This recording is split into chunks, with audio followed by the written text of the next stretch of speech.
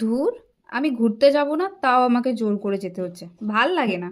আরে বলছি বলছি কেন আমার যাওয়ার ইচ্ছা নেই, জোর করে যাচ্ছি। তার আগে আমি হলাম দেবস্মিতা। আর তোমরা সবাই ভালো আছো তো? আর আমাদের বাড়িতে এসেছে আমার ছোট মামা, মামি, বোন আর ভাই। আর আমরা ভোর 3টের সময় উঠে রেডি হয়ে বেরিয়ে পড়েছি ঘুরতে যাওয়ার জন্য। আরে ওয়েট, এত তাড়া কিসের, বলছি কোথায় যাচ্ছি, একটু সবুর করো।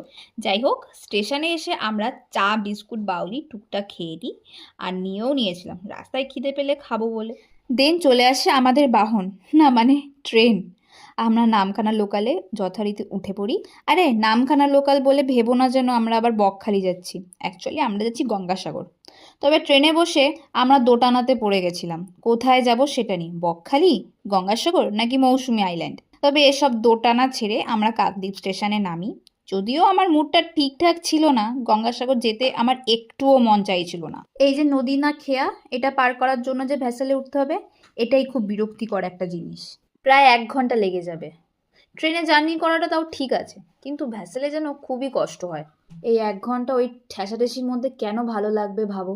দেন ভ্যাসেল থেকে নেমে মেবি 30 কিলোমিটার যেতে হবে, ঠিক মনে পড়ছে না কত কিলোমিটার।